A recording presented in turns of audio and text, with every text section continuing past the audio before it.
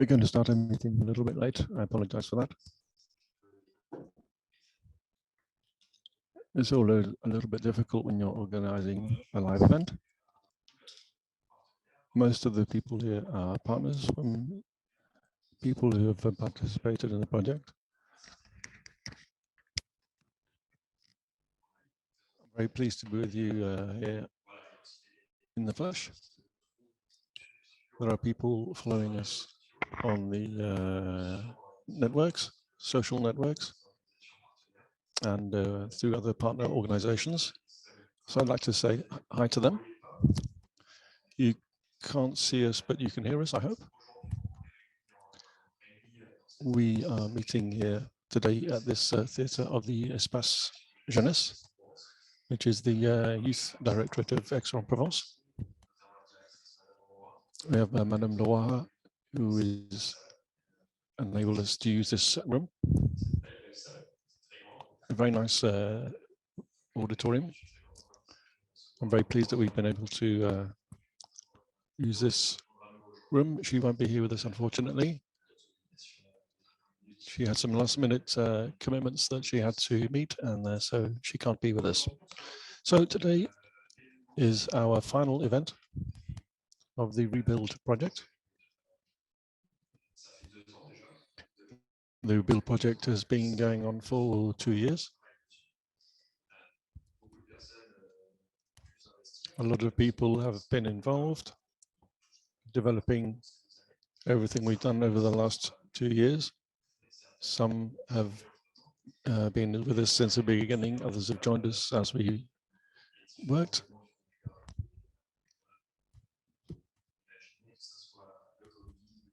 Of course, there have been problems because of COVID, and a lot of changes have been made to the materials that we've been developing as well.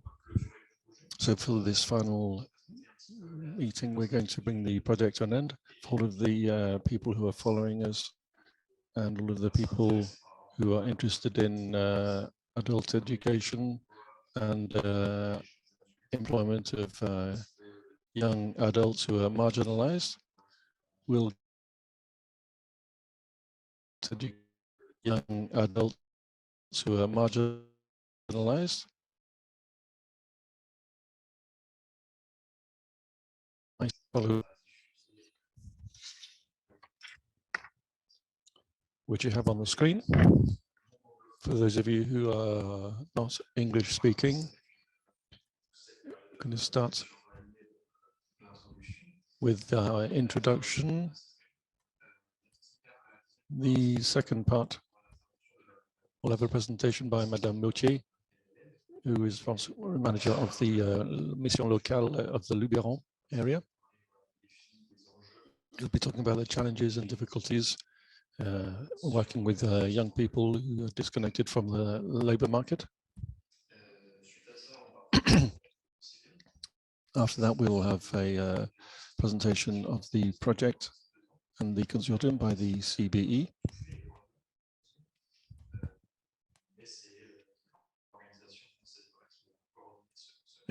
So the CBE is the lead organization for the project, and we'll be deploying the different training programs that have been developed. In addition to the programs we already provide. Then we'll have a presentation of the consortium and the different partners. We were the coordinators, but we were accompanied by other organizations, of course, throughout Europe. Then we'll talk to you directly about all of the materials that we've developed with the different intellectual outputs. These are the deliverables that we've been working on throughout the project. And then we'll have a presentation by somebody who's participated directly in developing the project, because we have the coordinators, the project partners. We also have people outside the project who helped us to develop and improve the materials so that the materials would be as suitable and as appropriate as possible for the people they're designed for. I'd like to thank you once more for being here, and over now to Madame Mouchier.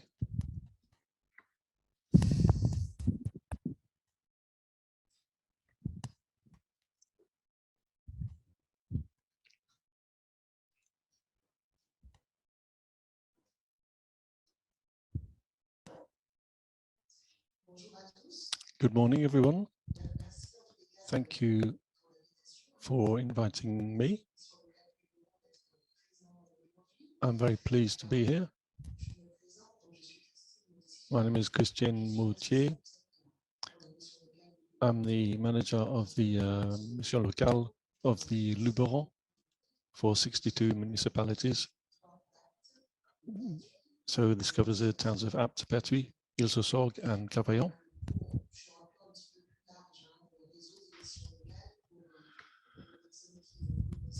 For those of you who are not familiar with the area, there are 436 mission locale, local missions in France, 28 in the PACA region. The aim of the local missions is to welcome, inform, and guide people aged from 18 to 26,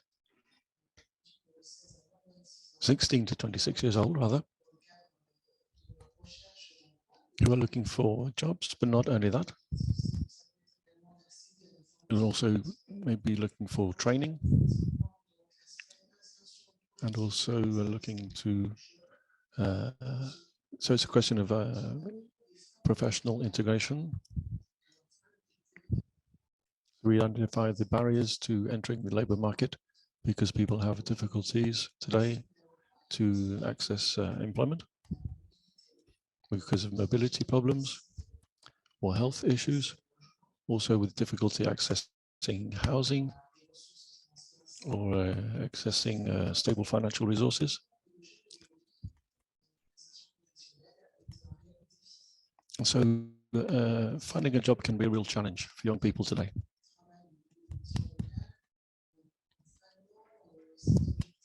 So our aim at the local mission is to help the young people become more autonomous, more independent financially,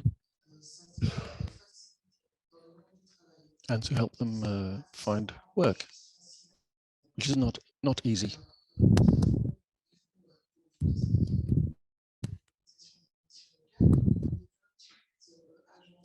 In the 28 local missions in the PACA region, we are run by a regional association, the Regional Association of Local Missions.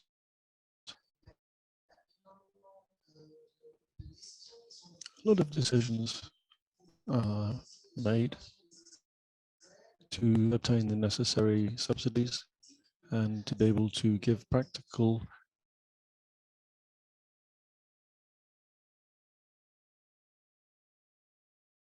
concrete solutions for young people, only in France, of course. This has affected young people particularly, and the government has taken a number of measures with a recovery plan, with more than 9 billion euros invested. The aim of the recovery plan is to create levers to help people find employment and training, and to help people in specific difficulties and respond to all the difficult situations that may arise. The aim is that nobody should be left by the wayside. So for each person, there must be, young person, there must be a solution. And as part of this plan, which is called One Young Person, One Solution, we have financial aid that has been made available to help these young people find work much more easily. This is aid with finding employment and also with the training and also financial assistance to deal with all of the situations linked to these difficulties I mentioned earlier. There's apprenticeships, which have been developed with sufficient aid for employers to not pay social security contributions. Also, we have subsidized employment contracts as well. All of these measures have had an impact. If we compare youth unemployment over the period, in the first half of 2022, the unemployment rate of young people up to 25 years old is fairly stable. And it hasn't gone down by 22.2% in 1 year. So this recovery plan and all of these mechanisms that have been put in place have had an impact.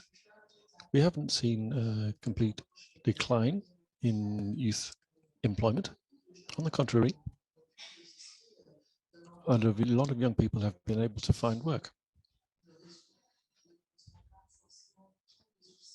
Of course, we haven't solved all of the problems.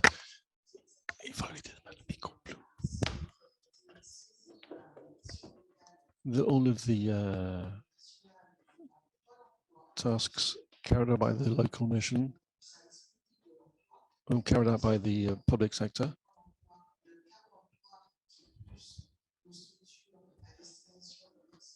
these are for young people. This is for young people who are disabled. There are 3 bodies I mentioned. These 3 public bodies that work in this area. Since the 1st of March 2022, we have a new mechanism called SERGE, which is a commitment in favor of young people.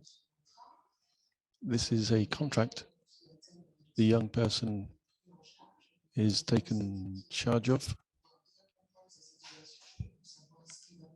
and we identify the most appropriate measures for that particular person.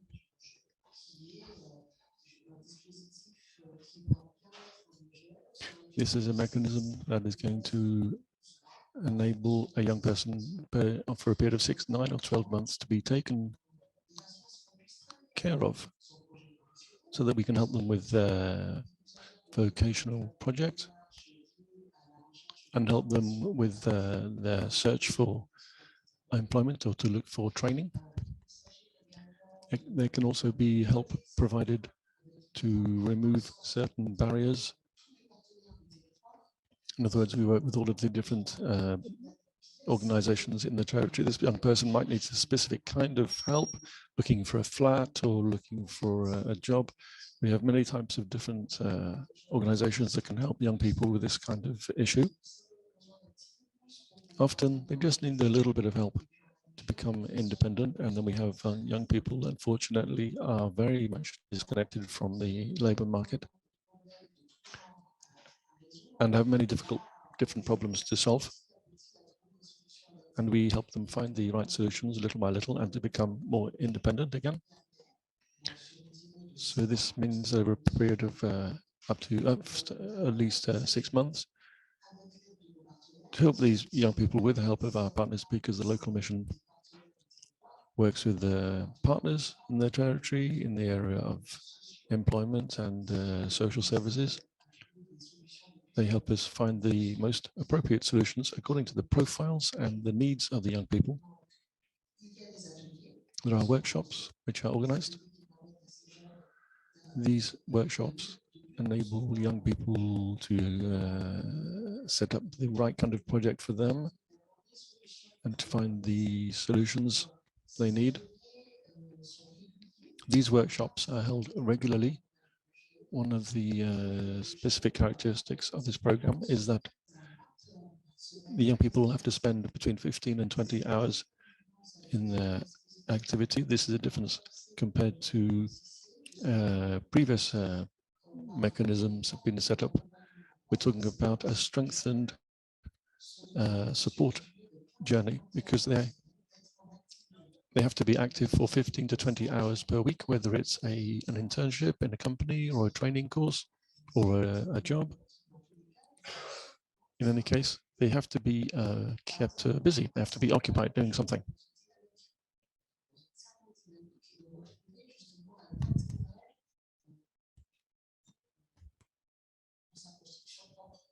And this means that they're able to build their self-esteem.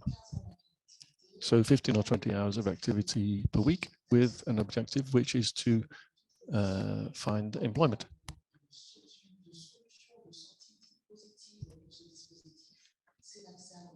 Because the end ultimate objective of these programs, of course, is to help young people find work.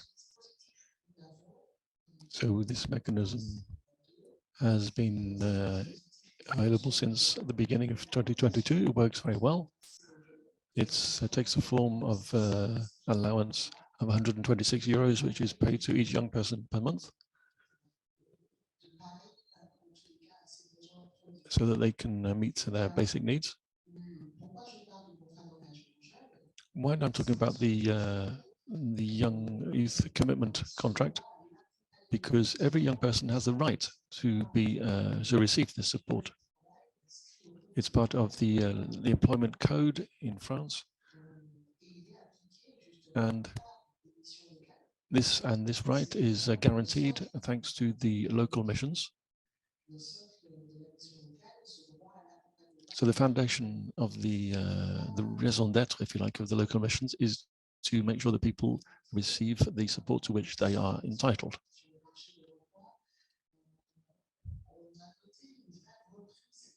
We have noted a clear economic recovery that has taken place, which will improve the professional mobility of employees who are able to be mobile increasingly. We've observed a lot of people change jobs very quickly. Either they go through a conversion of their skills with a reskilling, or they are looking for more meaningful employment for them. So we have this economic recovery on one side, which is definitely there, because there is a lot of jobs are vacant, positions are vacant at the moment. And on the other hand, we have this professional mobility, which has become reversed, whereas now, because now employees will leave a job and go and look elsewhere increasingly. And they have certain professional sectors are under particular pressure, such as the construction industry, catering industry.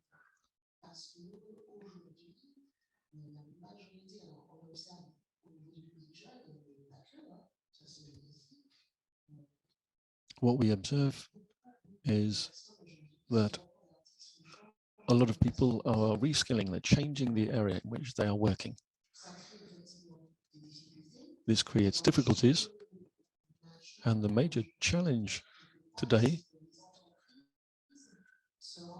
is that companies have to make themselves more and more attractive to be able to attract the new employees and find it. And so for companies today, this is a real challenge.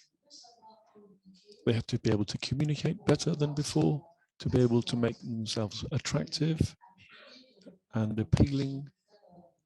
They have to convey certain values. So there's a lot of work is being done by different companies in this area. We talk about the employer branding, giving a meaning to their activity, to give a value to the work that is being done in order to attract new employees. And in parallel to that, young people today, and this is the second challenge that I would like to discuss, the young people are changing the way that they see companies. in many cases, a lot of young people have a very negative view of companies and business because they're not familiar with this world. And so there's a lot of work that has to be done by these young people, for these young people, to change the way they perceive the world of business, so that they can better understand the codes that are necessary in order to integrate into this kind of activity and to be able to find jobs in these sectors. And often the young people are not familiar with the existence of many types of employment because they have this negative perception. And so this is something that has to be changed. And at the local missions, we do a lot of work with our partners in the companies who will give presentations of their area of activity, of the jobs that are available. They will talk about the added value that these occupations and jobs can have for young people. They talk about the career prospects. And the main aim is to eliminate this negative perception that young people have of business and the world of business.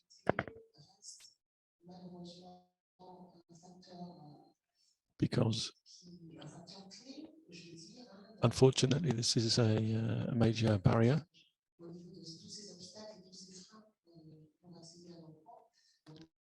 to employment. And of course, another major barrier, of course, is mobility.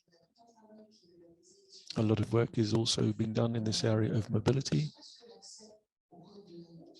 For example, getting access to the highway code to enable young people to gain access to the highway code. Then we have another project that is going to take place in October, where we'll be creating a driving school, especially for these young people, for the most underprivileged young people. Therefore, we will be able to obtain their driving license by learning about the highway code and then taking lessons. Mobility isn't just a question of being able to move from your home to go elsewhere. It's a question of mental or mobility, so that these young people are capable of leaving the environment they're familiar with, that they're attached to, that reassures them. They have a lot of work to do very often for them to understand that there are many other things to see outside their immediate environment, that they shouldn't hesitate to benefit from this. So these are the points I wanted to underline. The work that is done with the companies, this is work that is done with the young people to eliminate these negative perceptions they have of the world of business and employment. And this is very important. So that's the end of my presentation. If there are any questions, I'll be pleased to answer.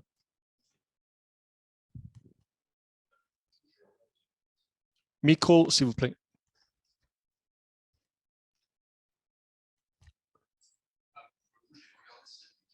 I've seen any questions on the live, so I encourage you to react for those of you who are present in the auditorium.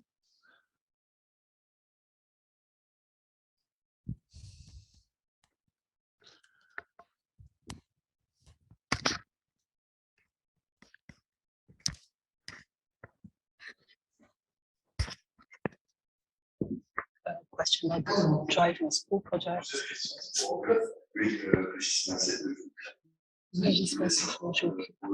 About the driving school project, where will it be based? We have a branch of the mission University of Impact, and the school will be located in a town called Gargas. The specificity of the school is that it Aperçu sur sol and means that the driving instructor will come and pick up the students from home, their own homes. So in terms of mobility, this makes things much easier.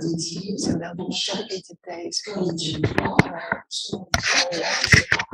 where the instructor will pick up the young people and then so that they can take part in their driving lessons. We're just on the other side of the Durance in Joux. So will this be accessible for young people from Joux, or is it just the Vaucluse region? For the moment, the coverage will only be the south of Vaucluse. So we are testing this project for a year, is for the project to be rolled out and to become accessible to a broader territory by 2024. And what are the conditions of access for young people? The young people who will be eligible will be among the most disadvantaged. So there'll be an internal commission that will look at applications. We work with partners, including the state, the département, the region. So all these different local authorities will be working with us around the table and taking part in commissions that will look at applications to determine which young people will have access to the driving school. So this truly is a collective decision.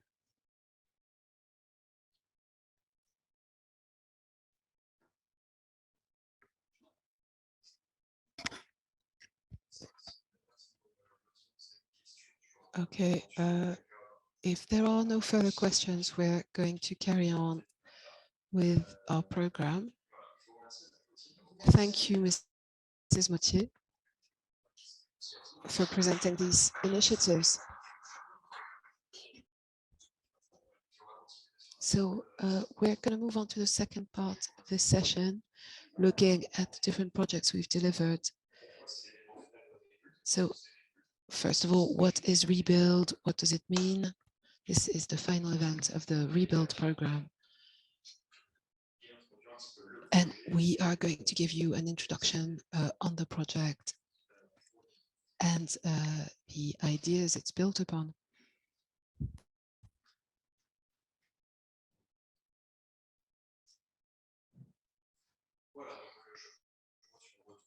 Here we go. So our online participants should be able to see the presentation.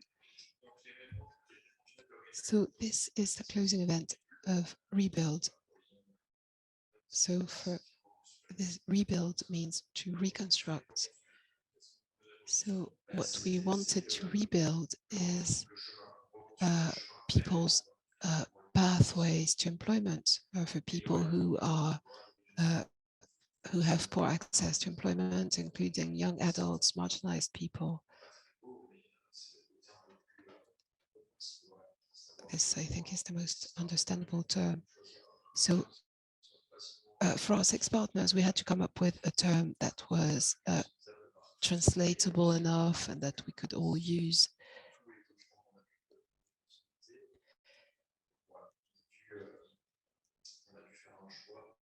We had to choose a title that was punchy and that was concise. So here's a quote to begin with. If you develop a passion for learning, you will never cease to grow. This is a quote by Anthony J. D'Angelo, who's who's quite well known as a motivation coach in the US. He works in the field of personal development. And this truly is what we wanted to focus on with this project. It's about lifelong learning and developing opportunities throughout life. So let's first look at our partners. Our key partners who took part in the project. Here they are. Here's a small screen grab from our first partner meeting that took place 2 years ago, by now, there's only 2 people who are still on board since the project managers have changed since then. So as we said, we're going to show you a map featuring the different partners of the project. They come from all around Europe. In Portugal, Right Challenge Association with Andrea Neves and Diana. In Ireland, Spectrum Research Center with Mary Duffy and Ian. In Greece, Dora Nurfi from the Institute of Entrepreneurship Development. And then in Slovenia, I am sorry, I can't really pronounce the name of the organization, but we've got Esther and Shasa. And unfortunately, our partner in Belgium couldn't be with us today, but they should be on Zoom with us. That's the Square Dot team. And finally, Comité Sud Luberon with myself and Hervé Dades, our director, who will be with us later on.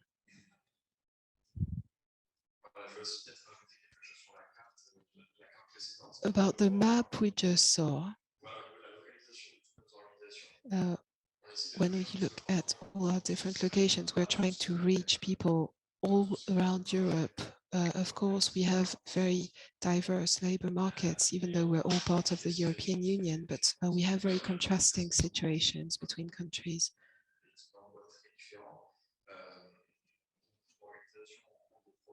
So many of our partner organizations are faced with issues to do with with migration and with incoming refugees. So each organization is dealing with very different audiences. So we tried to create a project, to create materials that were as comprehensive as possible so that they could be useful for very different profiles.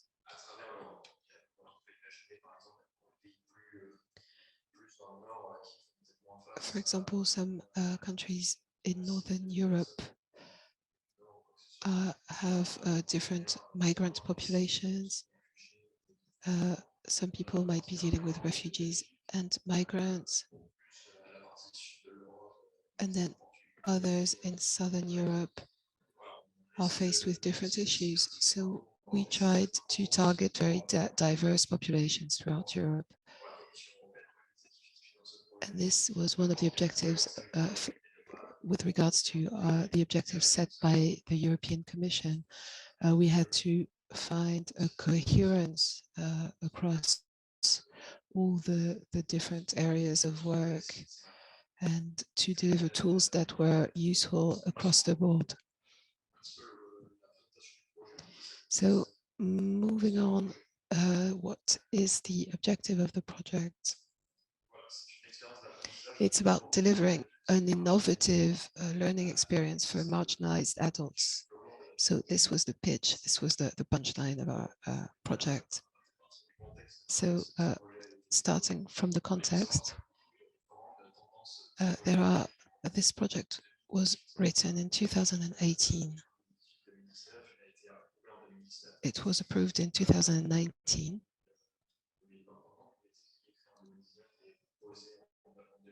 And the delivery started in 2020. So it's a 2-year project, which is coming to an end in September 2022. For the past couple of decades,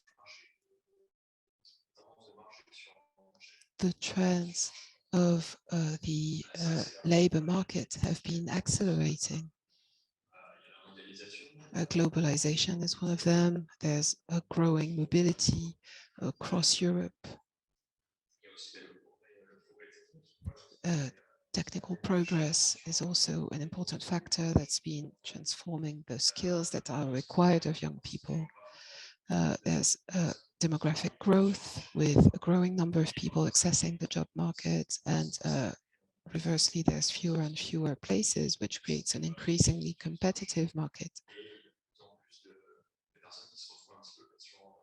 More and more people are finding themselves on the wayside and are struggling to take up a training course to meet the demands of the labor market.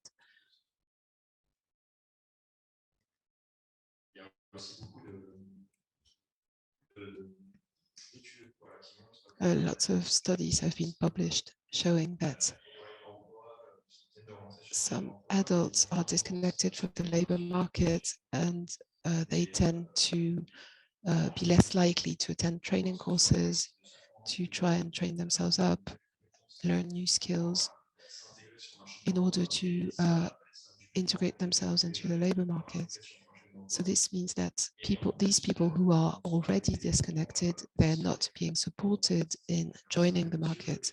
So this creates a vicious circle that creates long-term unemployment, meaning that it's more difficult to get back on the labor market when you've been disconnected from it. So these are a few, those were a few elements of context. Of course, another factor that appeared that was quite unexpected has been the COVID pandemic that created very marginalizing situations where adults found themselves even more isolated and disconnected from work. So this meant that we had to refocus the project to focus on the aspects to do with the pandemic, how to get back into job seeking, how to access resources, to address specific issues to do with the context. We developed hybrid resources with video conferencing tools. So these were elements that we hadn't identified at first, but we were able to adapt them, adjust them as we went along. So this was a 24-month project.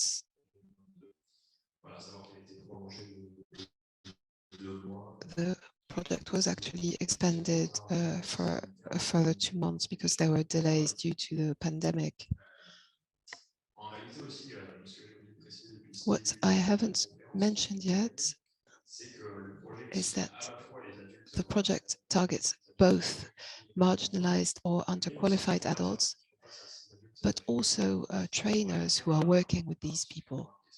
Because what we've observed is that trainers, teachers, educators are often struggling to connect with people who are job seekers. And sometimes their approaches are not adapted. So it was important to be able to target these people to see what we could develop with them to better meet the needs of job seekers.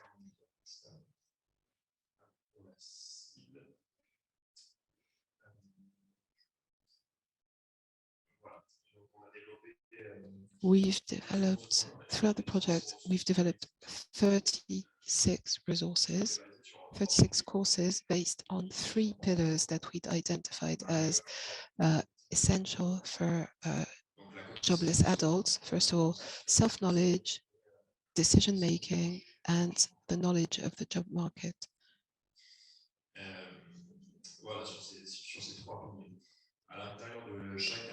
Within each of these 3 pillars, there are 12 groups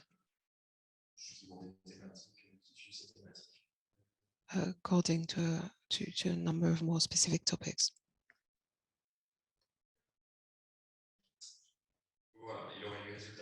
And so the outcomes we are expecting is for people who are disconnected from work, are able to build up the skills they need to respond to demand on the job markets. They need to know how to manage their career, to make strategic choices, to get back into work. We've also developed lifelong learning resources through 4 intellectual outputs. So we've developed packages of materials.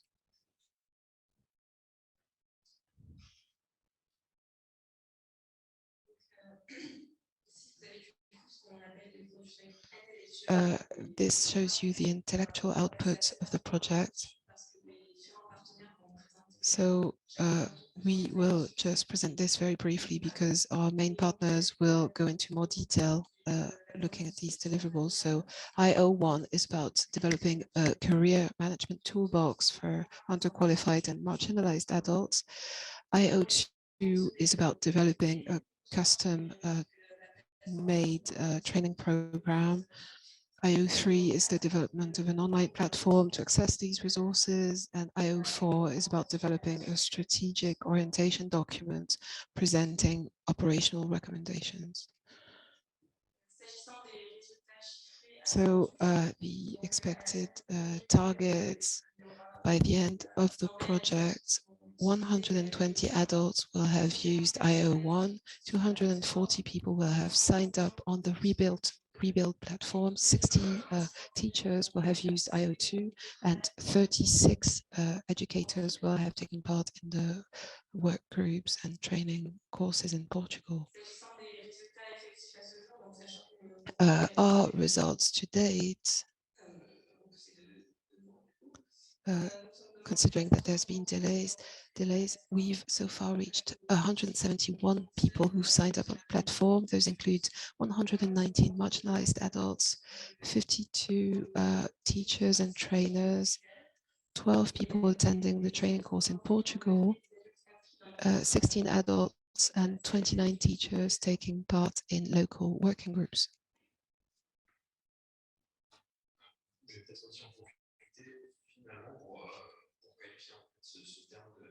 So just to be more specific on this term of marginalized, as I said, it's not a very pretty word. It's kind of, it covers up a pretty broad definition we went through at the beginning of the project, and it covers two dimensions: a social dimension and an economic dimension. Marginalized people are people who are affected by general preconceptions, racial preconceptions, preconceptions concerning their sexual orientation, their gender, their physical appearance, their religion. So all these different characteristics that define an adult person that can lead to situations of discrimination. We worked on social stigmatization. For example, when a person moves into a new country and they can't speak the language, or they might have an accent, these are factors that can have a huge impact on the job market. This can also include disabilities and physical particularities. So if you go to a job interview and you are different, this can also have an effect. And so these were factors to do with preconceptions that can affect people's access to employment. This can also include people who are excluded from society,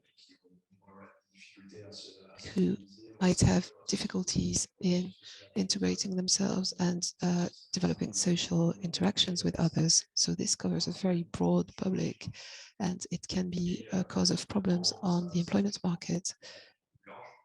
So, and then an even wider audience is people with very limited professional networks, people with no contacts, who do not have the right contacts to get back into the job market. Then there's more economic factors, people who are living in situations of poverty. Of course, when you do not have a job, your income is affected by that, and your priorities become different. Lots of adults are not able to access training courses and employment-focused activities just because they can't afford to prioritize these activities and to take part in these courses and to take the time to take these courses. This also means having sufficient economic and human capital to access employment. So people might not have access to a mobile phone or to a computer or to the technical skills they need to connect online, to access job offers. It can also be a lack of overall education. Some people might be lacking the skills they need to get back into work. So there's really two wide dimensions, social and economic aspects affecting marginalized adults. So that's it for the very broad global context of the project. Now I'm going to tell you about an event that's been a pillar of the project. We've had a few partner meetings. We had workshops with people who were in situations of exclusion, who had the chance to use the materials and gave us feedback to see if they were relevant to them, if they were easy to use, or if they were just irrelevant. We also engaged with people who are professionals supporting job seekers with trainers and educators and teachers. So this was the LTTA, Learning, Teaching and Training event.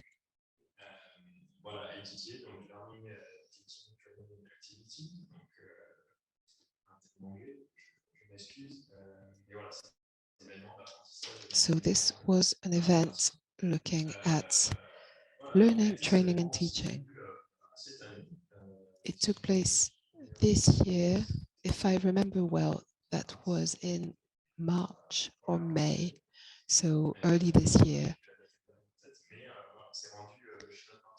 We visited our partner in Portugal, Right Challenge, and we brought some trainers with us.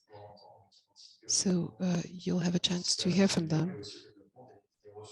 And they took part in the development of resources for the project. And why did we bring these materials with them?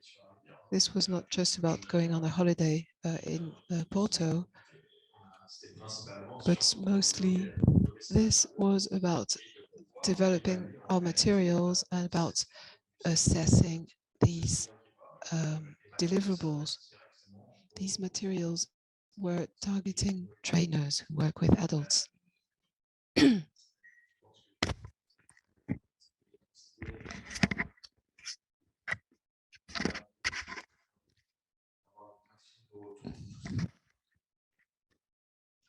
aim of this meeting was to have as much validation as possible of the materials that we developed, so that we would be able to use them in France, Portugal, in Greece, in Slovenia. So to make sure we hadn't just recreated material for nothing. This is the process we went through.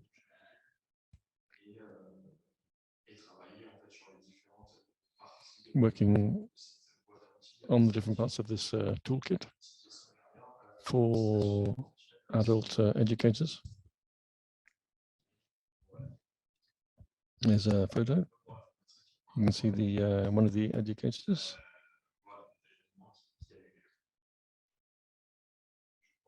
For the workshops. So now we're going to present the platform. You can see all of the materials that we've developed presented in more detail. These are the four major parts of the project, the four deliverables.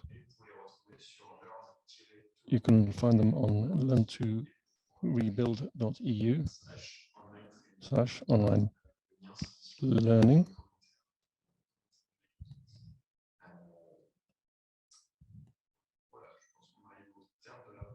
So I think that's the end of our presentation.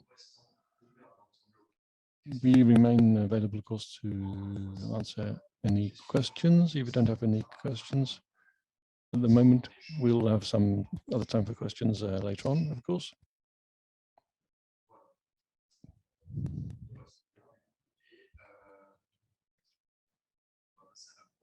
So we can move on to the next part,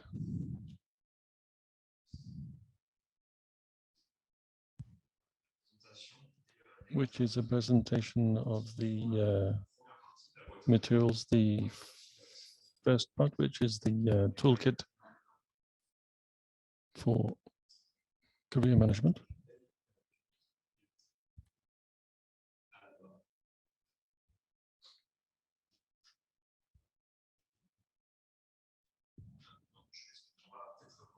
No.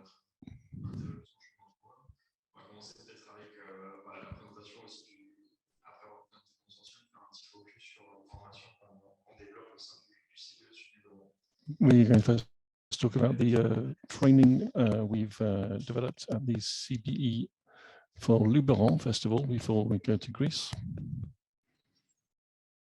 First of all, I'd just like to make a comment and thank Gauthier and Berenice for organizing this day.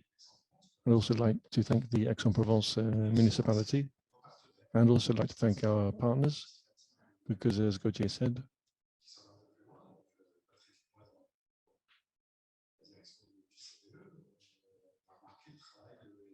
we've been able to see that you've done a fantastic amount of work, very high quality, and we can see this work is a great piece of work. It's been a very beautiful partnership that we've been able to do together. We hope that there will be some next steps after the end of this project, so that it won't just be ending here. We hope that we'll be able to carry on working, and we'll be working with. We already started working with other partners using the materials, thanks to you.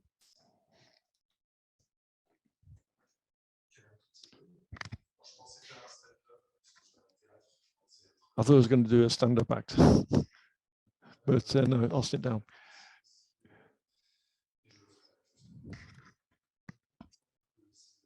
I'm going to give you a presentation of the CBE. We work in an area with about 30 different municipalities.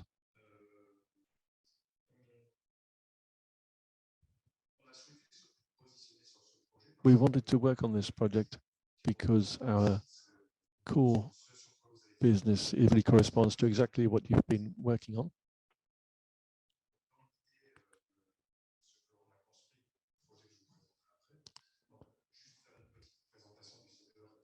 I'd just like to give you a quick presentation of the CBE. We have 4 main areas of activity. We have an economic development center, mainly for people who are disconnected from the labor market or marginalized. And we'll explain that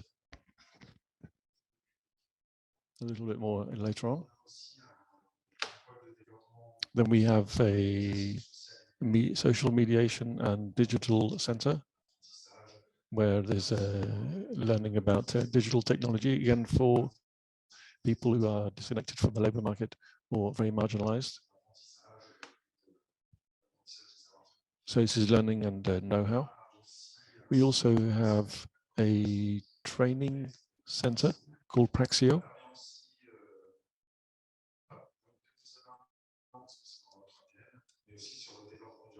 We will also work on sustainable development and the circular economy. We work a great deal in those areas. We are working on a composting center at the moment for the local community.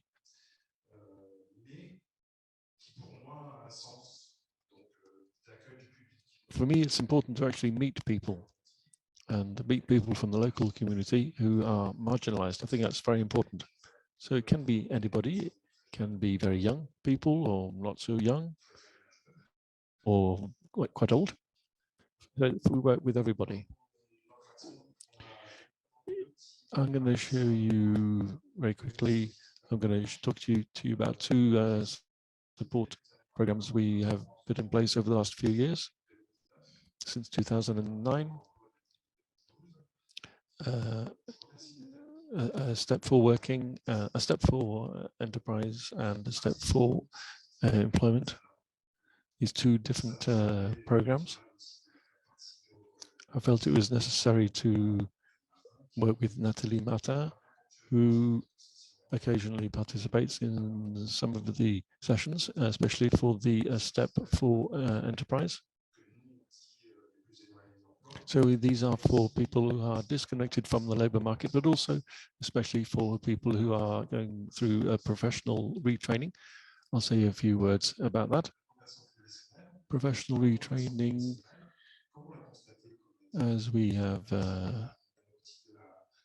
seen the person from the local mission said, Madame Moutier, increasingly this is being done for young people. Originally, it was more for older people, but in fact, increasingly, this professional retraining is being done more and more early in people's career. People have long careers, but in different types of activity. Professions which have nothing to do with each other. So this professional retraining takes place increasingly early in people's careers. So this covers creation of companies. What we want to do is to work with people who have an idea. And like any idea, we have to work on it. We'll try to see with the person whether this idea can lead to a project and perhaps ultimately leads to the creation of a company. It doesn't have to be the case. It's not necessarily the aim of the training. The aim is to take the time to understand what a person wants to do. I have an idea. I don't know what I want to do with it. I'm going to work on it to see if I can take it further. So we try to work in this program to move from theory to practice. We take the time. The program lasts 2 months. It's 2 days a week.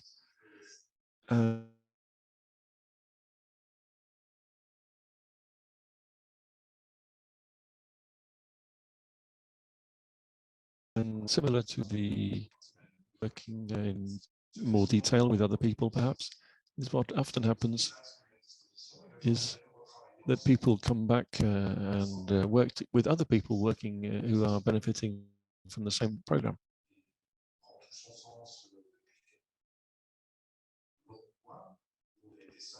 Over the last few months, we've been very quite alone because of COVID. So it's very useful to be able to work with other people.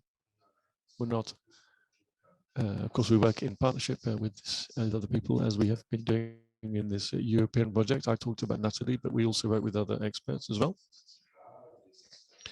We work with accountants, lawyers, bankers, insurance people.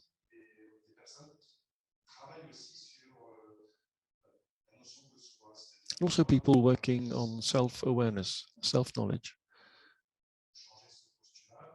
So that people can have a different attitude, so they can become a creator of a company.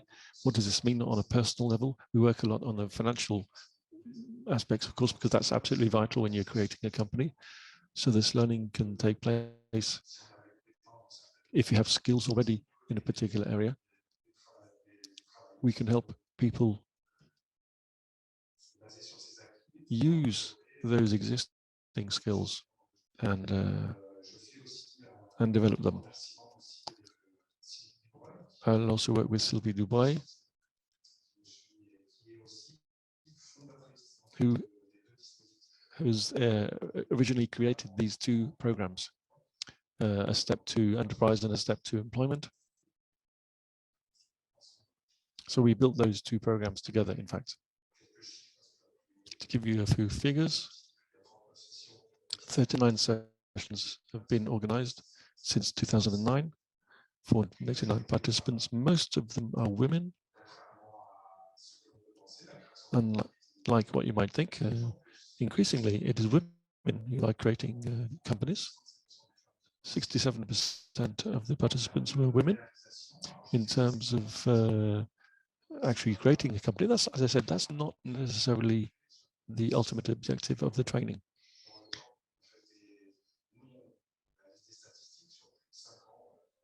With these statistics have been carried out over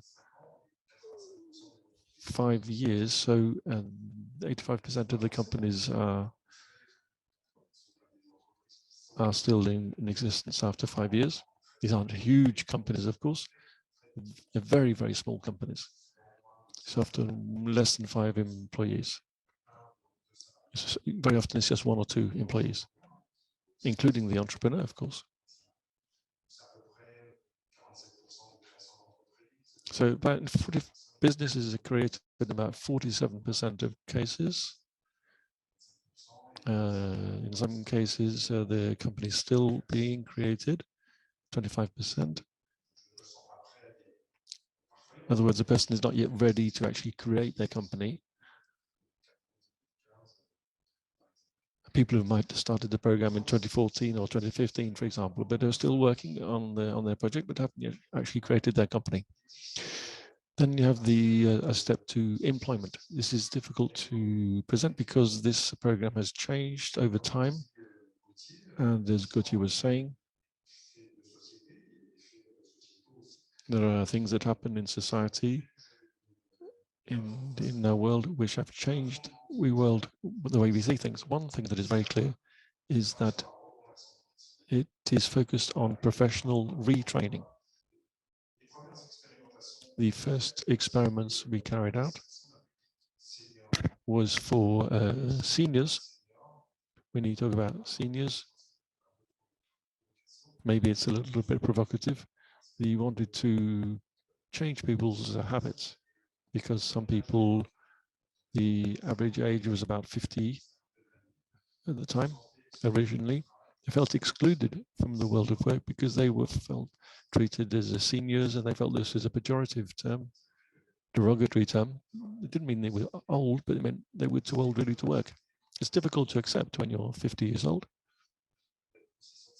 and you still feel full of energy and plenty of potential. To feel excluded like this is very, very hard. Here again, one of the themes of this program was to take the time to ask questions about the labor market. What are the possibilities? How can I re-enter the labor market in a way that's interesting for me?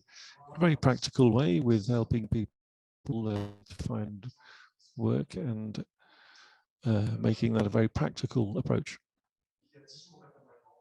There are 10 days of support that are provided, 1 meeting per week. 1 meeting usually lasts a whole day. So an appointment with the person lasts for a whole day, once a week, and this support lasts for 3 months. There are 3 objectives: to become an active participant in job seeking, an active job seeker, in other words, because for people who've had long careers, who've been working for 10 or 15 years with the same company, they've forgotten how to look for a job. That's purely theoretical.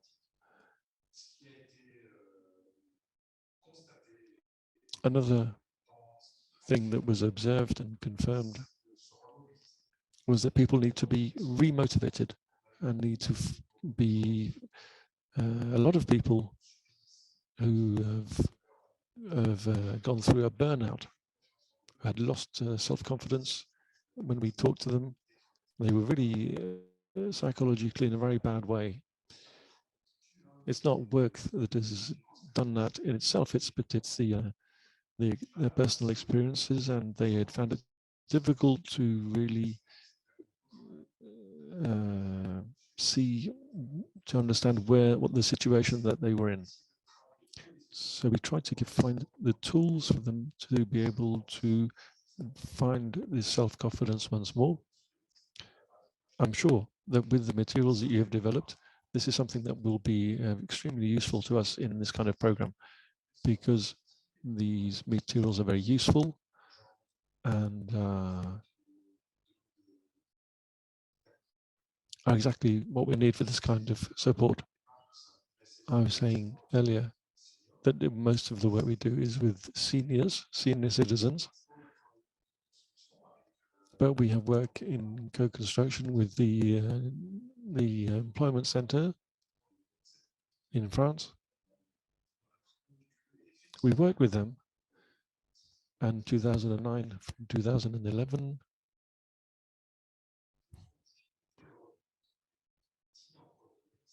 we found it difficult to find enough people in this age group.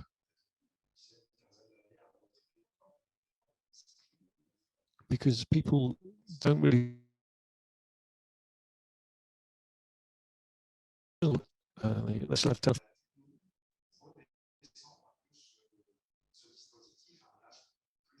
So in fact, we had to realize we had to start working with younger people. This doesn't mean that people are senior citizens at 45 years old, but maybe we wanted to broaden our scope so that we could work with people who were in a situation, not of exclusion, but of people who had difficulty with job seeking and finding training and restarting a career that had perhaps finished in one particular profession.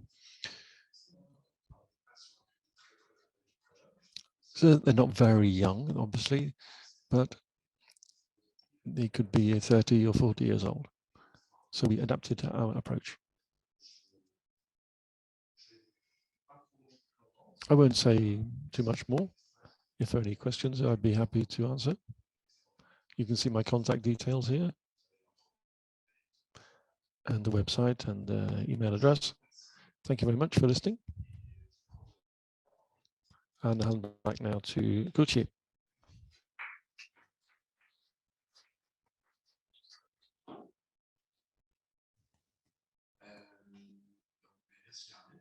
Thank you, Amy. Thank you for this presentation of the work of the CBE. And we can see that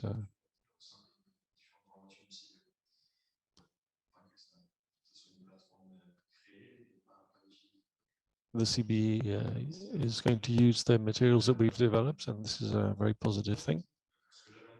So earlier I was saying we're going to talk about the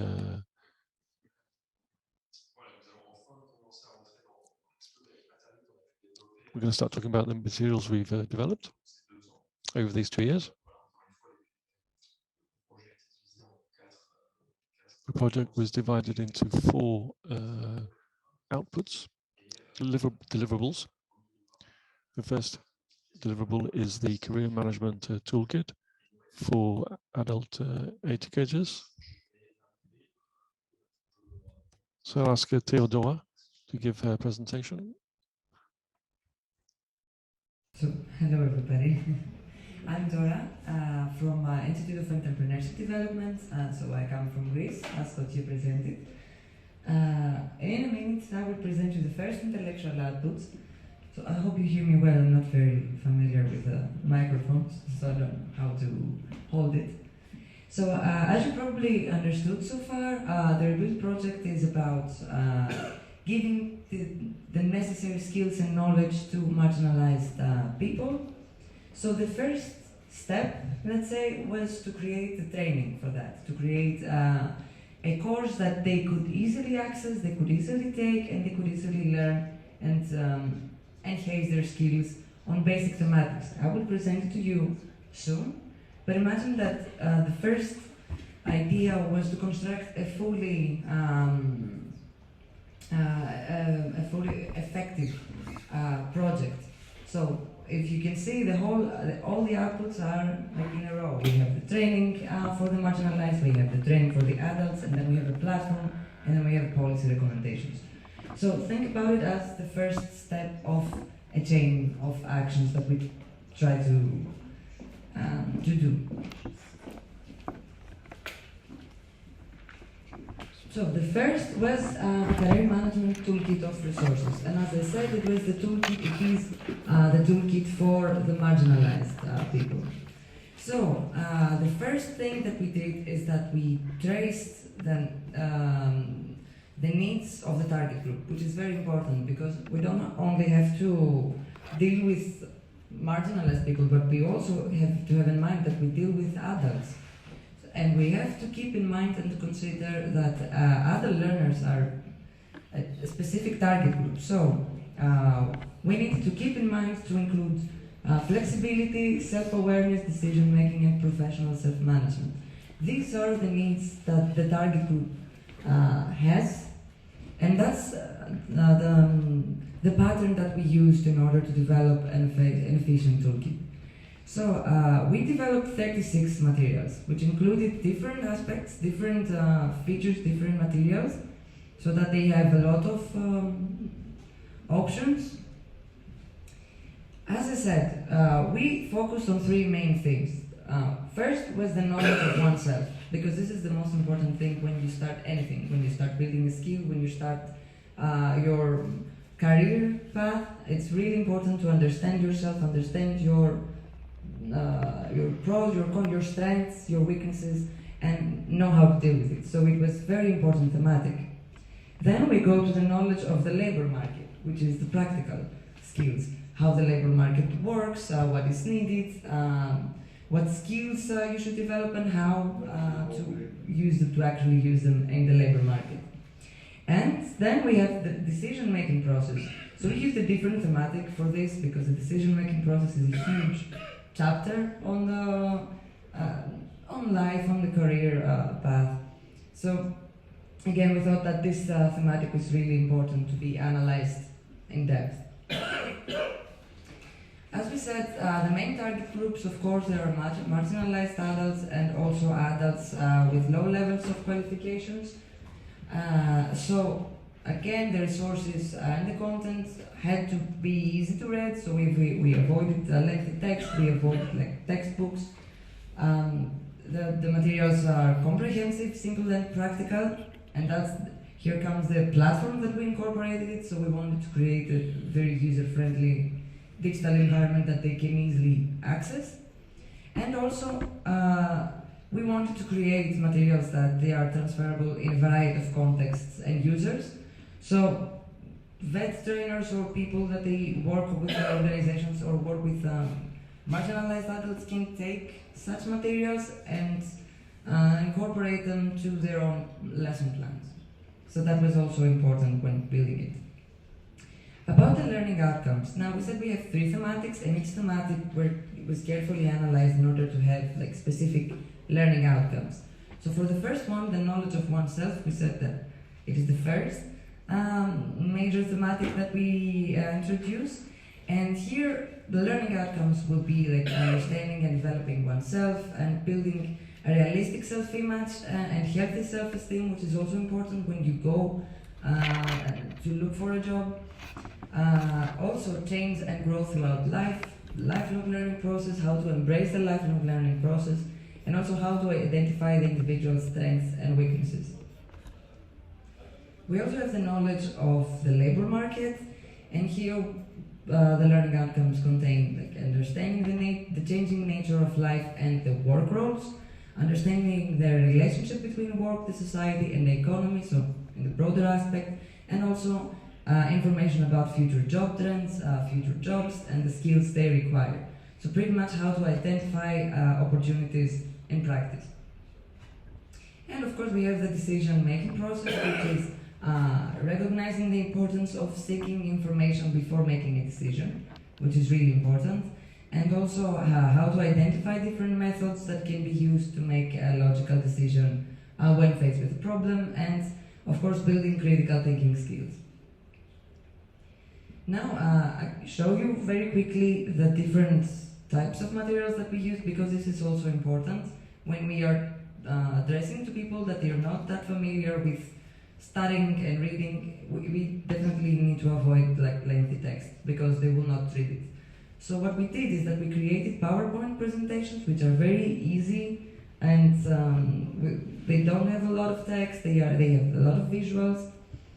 And also, we have video lectures. So these presentations, we made them we created like short video lectures with movements and animations, and these are available in all partners' languages. So they have like a voiceover in different languages. So we think that it is also very helpful. And also the learning handouts, which is practical activities and like small infographic in the beginning, so they can test and self-assess their knowledge. So these three types of resources were used to build a fully operational and effective toolkit. What we did also in the context of IO1 was the pilot sessions. So we needed to actually test the toolkit and be sure that we're on the right path. So all partners gathered a group of people that they tested. They showed a small sample of the materials, and they gave us the feedback. So as you can see here, some information about the organizations, and overall we had 37 people, and as you can see, almost all countries had 6 participants, and Belgium had 7. So overall, the toolkit was tested by 37 people. 24 of them represented vet and adult educators, and we also had 12 marginalized adults, which was very good feedback. We needed to have a variety in our sample, so it was very good. And these are the results. We were very happy with the results. Almost everybody gave very positive, like 5 out of 5. So that was very important for us, because we understood that we are heading in the right path, and also we had feedback and comments that help us make even better materials. So that was the results for the pilot sessions, and that's that from my side. I hope you got a short idea of what IO1 was about, and of course feel free to check it in the platform. It is already available with all the videos and the PowerPoints. So I think we can now go to the second output, right?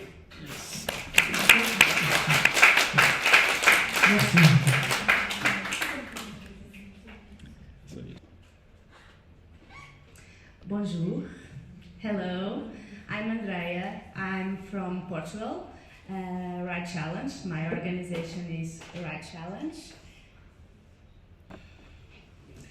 So, good morning, everyone.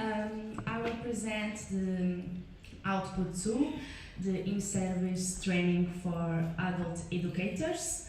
I have a short presentation.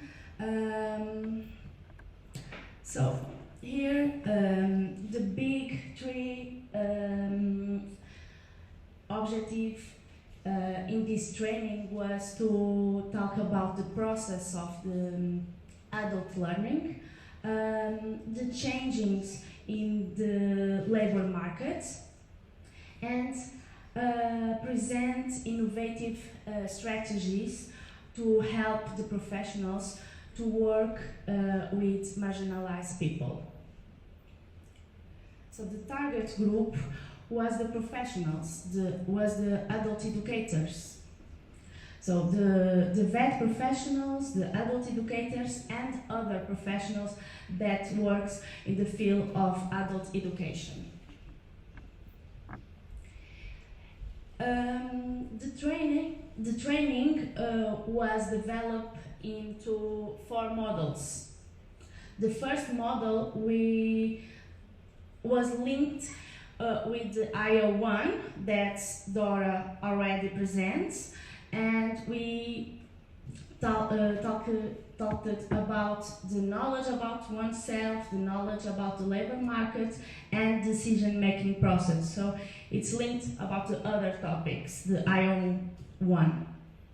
The model 2, the principles of adult learning, the content was about the process of adult learning, the principles, and have the practical activities of adult education.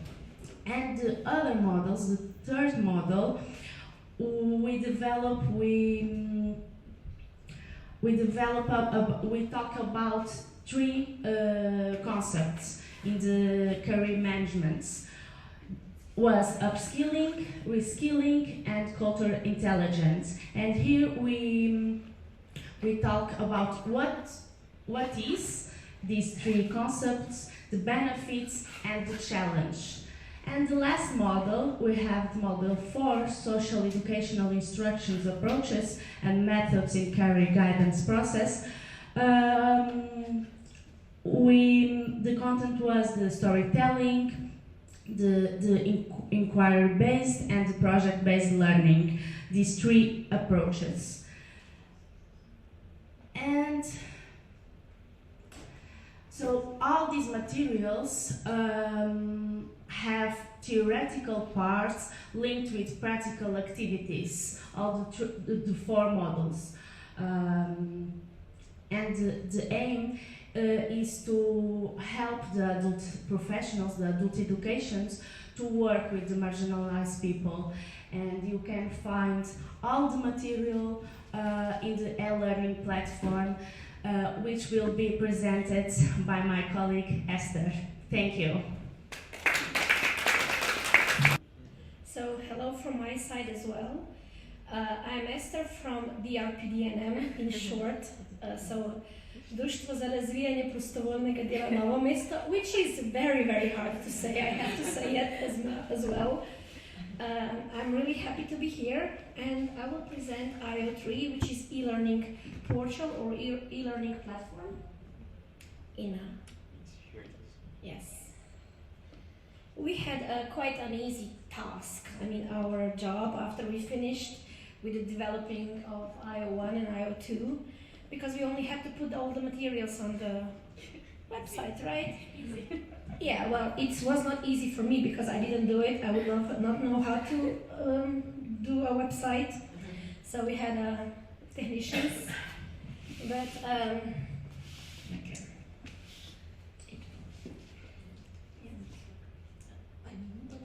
Yes, that's okay. So, e-learning platform, actually you can access the e-learning platform from the website, which was developed for adult learners and teachers to enroll and to use all the materials that we developed in the project. It was created in a way that is really, really easy to use, especially because of adult learners that was the plan to enroll them in the process. And easiest way to actually enroll in the platform is to go to the website, which looks like this. So this is the website of the project, which was created in the beginning of the project in 2020. And there is a really nice red button on the beginning of the page. You just click on it, and it leads you directly to the web portal. So, as I already said, Rebuild website was the first website that we did, and it was created at the beginning. And what you can find all the information regarding the project. You can find information about the partners, and also what we published on the Rebuild Facebook page is already there. So all the news regarding the project are on the website as well. So easy access to the e-learning portal is through that button, which you find on the top, and you can go directly to the website to the e-learning portal. So the first thing when you see is it looks like this when you try to enter the e-learning portal. You register, otherwise you cannot access the materials, but all the materials upon registration are for free. So this is very important that there are no costs and you can use all the materials, you can download all the materials from the website, from the web portal. And after the registration, every time you enter, you don't need to, of course, register, but you will see the first thing you see, it's like this. So this is the entry point for when you are already registered, that you only need to log in, as we did, so that we could show you the page. There are few steps when you register first or when you log in, so you have to choose the language. When you choose the language, usually you choose the language you want to learn, and you want to access the materials that are in that language, specific language. In the beginning, there is an option of English language, which is like the first option, and then you choose, of course, your own language. For example, I would choose Slovenian. You have French, you have Portuguese as well, Greek, and French. Yeah, if I said. I'm sorry, I don't do this often, so I'm a little bit confused.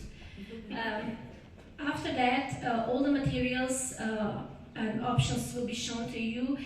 Well, they are chosen in your chosen language. If a person has administrative rights or a teacher's rights, you will be able to access all the materials on the website. So IO1 and IO2. If you are a student, if you are an adult learner, you will be only able to access IO1, which was developed especially for learners. So when you click the home button, like the little red dot is showing there, you will be able to see which courses are available to you. So again, if you are a learner, you will be 3 courses available to you in IO1. If you are a teacher, IO1 will be available, so with all the 3 courses, and also IO2. Teachers can access, of course, as I said, in-service training program and career guidance for web professionals, but learners cannot see that, the last one. So by choosing the course, you will be able to see which materials were developed. As Andrea already mentioned, and before that Dora, you have a video that was uploaded actually on the YouTube channel, and there is just a link with a picture, and you click on that and it will be presented to you on YouTube. Then you have a PowerPoint presentation, and then you have also the PDF with the little task you can do, and you can check your knowledge. So you will find, as a learner, you will find, as I mentioned, 3 courses that were developed in IO2. After choosing those courses, you can access all the topics in the course. There are 12 topics in each course, and all the materials. So there are 12 different materials in that specific course, as I already said and mentioned. Users can change the already chosen options, so you can actually change from teacher to only student, and vice versa if you want. So this is how you change. Next to the profile picture, on the top of the website, there is a little button. Here I am enlisted in the page. So when I enrolled, I didn't put the picture on, but you can also put the picture of yourself, and then there is a little button, and you can actually, I'm sorry, this is in Slovenian language, but of course you could able to be seeing that in French or in English and in other language of the projects, but you can see everything. So you can see the profile, you can also change things in your profile, you can add. You can see the marks if you did the whole course, or if you did like 20% of courses, etc. And then you can change something, and actually you have a calendar as well, so you can put, oh, tomorrow I will do, I don't know, IO1 first course, and you have the reminder, so it's also to use, like you have this reminder, oh yes, tomorrow I have to do this lesson, or I don't know, in 1 week I will do this lesson, so you can put everything inside, which is like quite nice, especially for me, because otherwise I forget everything.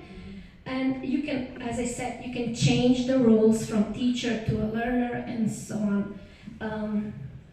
This would be, I think, everything from my side. Thank you for attention, and please enroll if you didn't yet, because they are really good materials and very useful. Thank you for attention.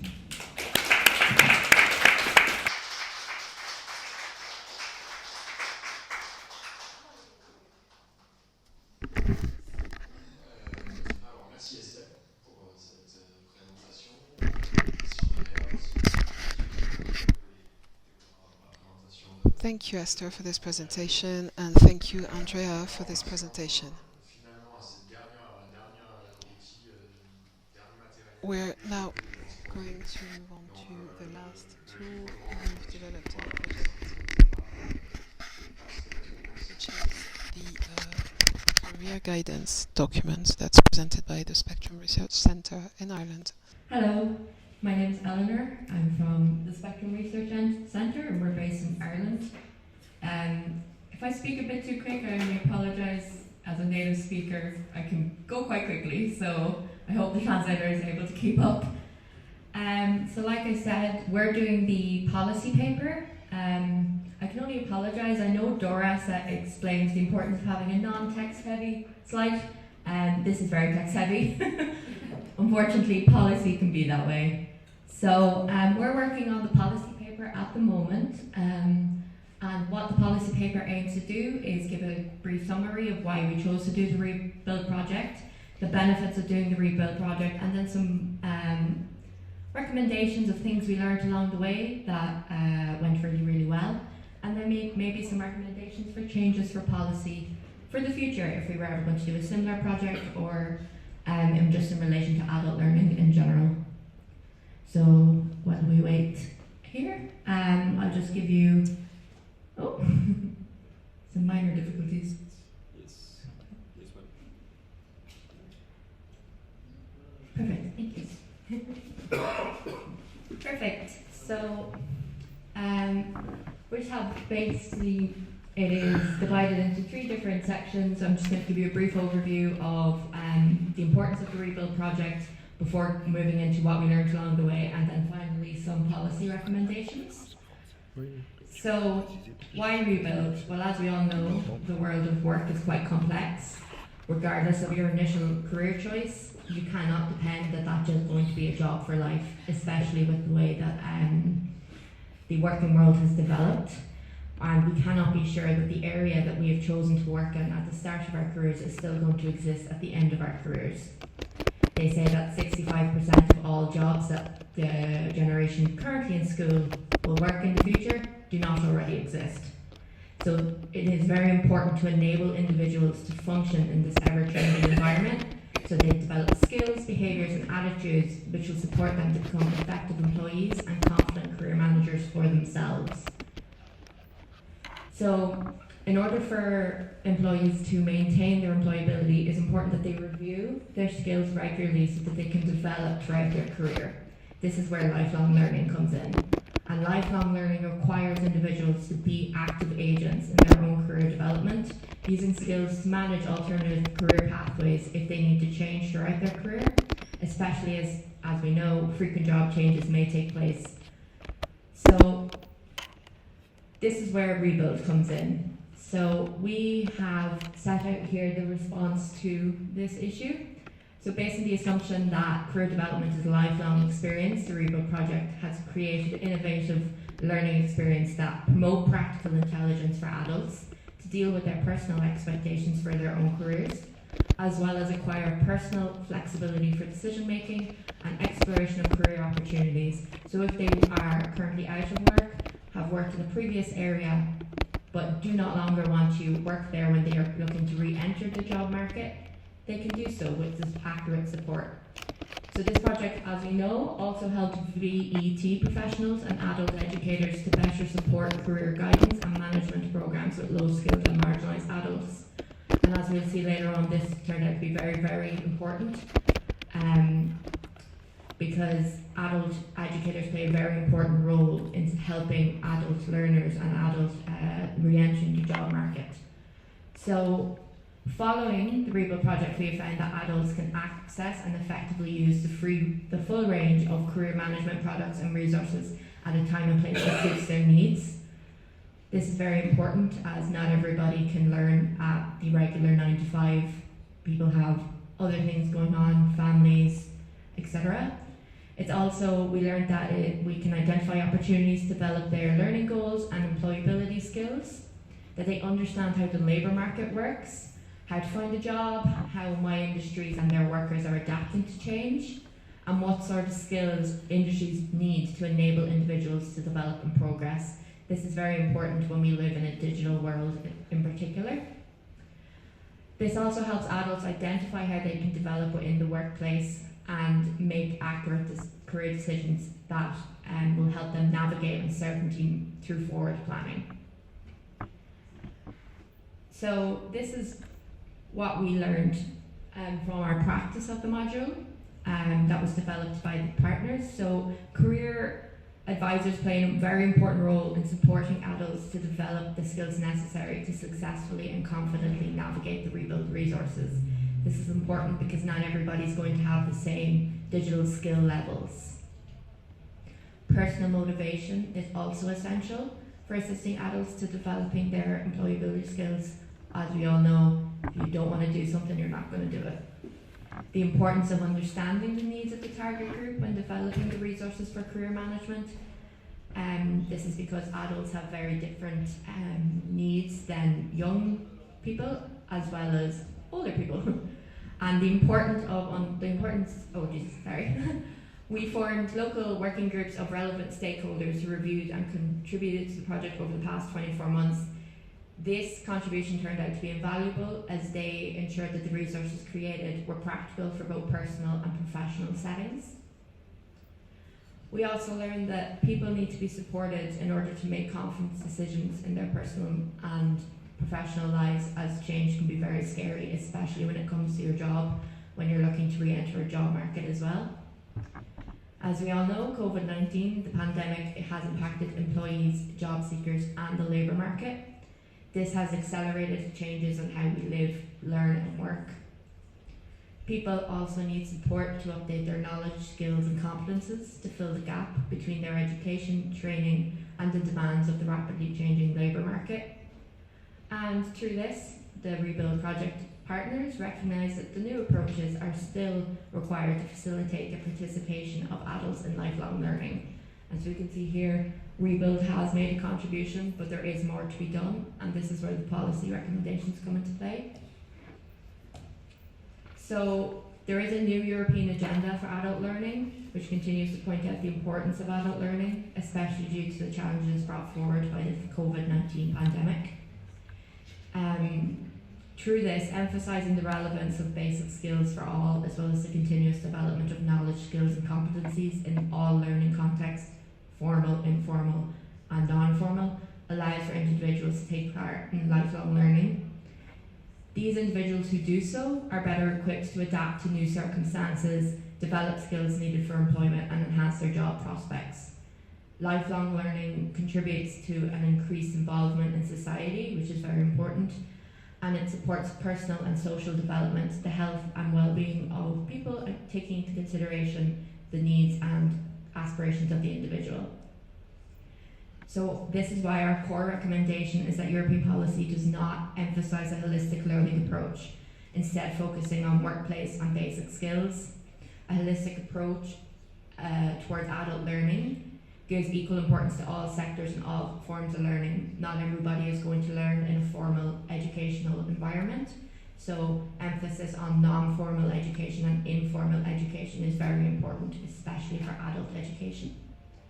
And it's also very important to ensure that all adults have equal opportunities, and this is why accessibility and flexibility of the resources must remain an educational policy focus, especially in programs like Erasmus+. A variety of approaches that encourage participation, inclusion and motivation can be used to make learning spaces more accessible for all learners, irregardless of their individuality. And that's it.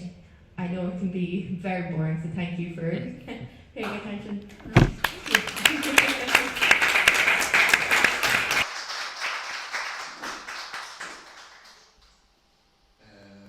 Den här sidan, vi vill inte ha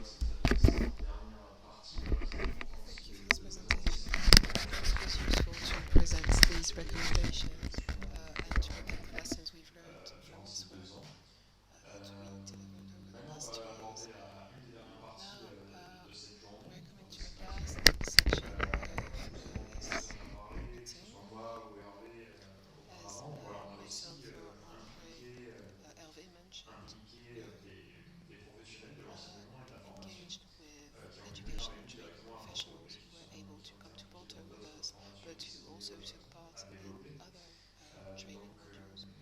elle va pouvoir un petit peu partager son expérience, So to comment elle a share été this amenée dans ce experience, projet, qu'est-ce qu'elle en a our pensé, next speaker is going to tell quel us est son how avis she sur la got question. on Voilà, un board, petit peu toutes how ces it all choses-là. Donc, went, and tell us about her experiences with the project. Eh ben, bonjour à tous. Good morning, everybody. Merci de m'avoir donné un petit peu la parole. Thank you for letting me take the floor today. I'll be speaking in French. I apologize for you for that, but if you know what my English is like, you'll probably be very pleased I'm speaking French. I'm not a marginalized adult, although sometimes I can be. When we started certain projects 10 years ago with the CPE in Pertuis, my profile wasn't the same as the other trainers and other educators. We've talked a lot about this morning about this word of marginalized. In French, it's not a very pretty word. I quite like this word because I think the margins are very interesting, because I think in your life often you can be close to the margins of life. I'm an archaeologist by training, so usually there's not much link between the world of employment and archaeology, and history tells us that it's in the margins that things change. I often feel on the margins myself, and I really liked this project because we take account of this wonderful human exchange that can take place. We're all Homo sapiens. This is the name of our species, and we're the great champions of communication, and also communications of disqualification and exclusion and discrimination. And when a trainer educates, it's a question of transmitting skills and also providing a framework for people to develop, where people feel safe and where people will be able to learn things. So for the trainer, you have to adapt every second. When you train, it's a very human-oriented activity. For that, you need to have that exchange and need to have that trust to be able to learn the social codes, to be able to convey to the other that he has potential within him or her, because he is a homie, and he or her is a Homo sapiens as well. So regardless of their difficulties, or whether these are temporary or permanent, whether it's social difficulties or because of their nationality or whatever, as a trainer, it's important to constantly train yourself and to find the right tools, new innovative tools, and especially to share them with other trainers, because for those who are not trainers, regardless of the people you're sharing with, you have to exchange between ourselves, because these people are weakened, they're often in difficulty, whether it might be temporary or for a longer period. This makes you feel humble. We often call ourselves into question, and this program, and that's why I'd like to thank all of you for letting me participate. It's a great moment for exchange about our professional practice, for what works for us, what has worked in the past but no longer works now, so that we can find in all of the materials that you have shown us this morning, we find materials that will enable us to renew our practice and to find new solutions. For me, this European program, which is with a very good name, by the way, it gives us an opportunity to rebuild, to rebuild and to give a strong foundation to this activity of training adults. And personally, my experience in this project has been exactly that. It's been a very project full of human warmth, where I've been able to try out different materials, and I've met some very warm-hearted people, and this means people open up, even if they're in difficulty, whether it's a logistical difficulty or whatever. The tools that are proposed in this program that are now available are very clear and operational. You can use them straight away now.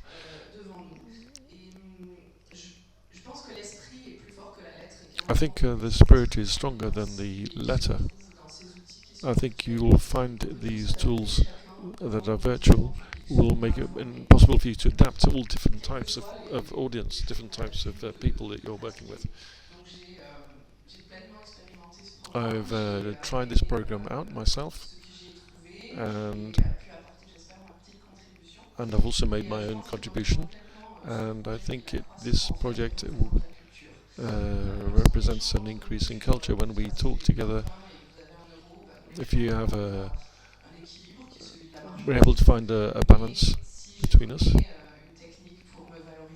If I know of a technique or that will make it possible to, if people are able to find something that gives them greater value and enables them to learn, that's why it's important for us to be able to continue. And it's important for us to be able to continue having these kinds of European projects. Personally, I'm very proud of having taken part, and I hope there will be a lot of subsequent projects of the same kind.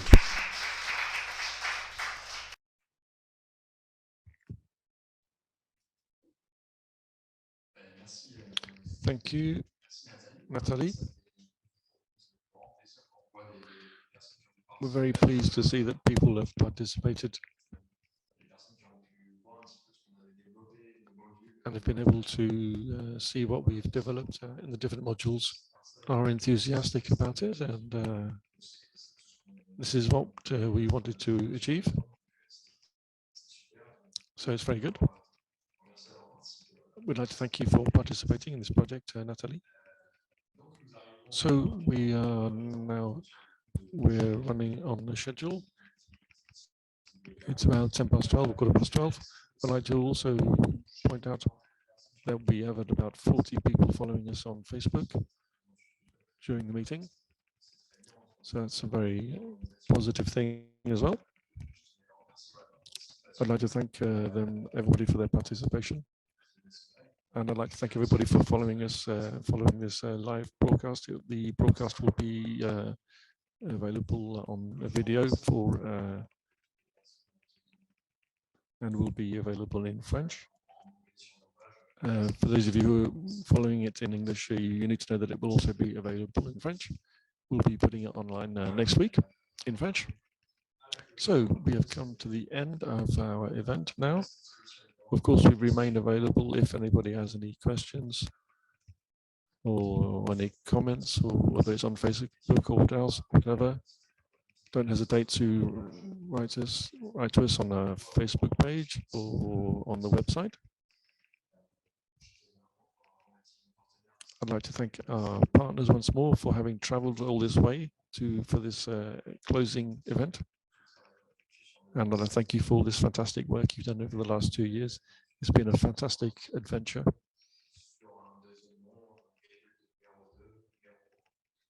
We hope there will be subsequent projects of the same kind,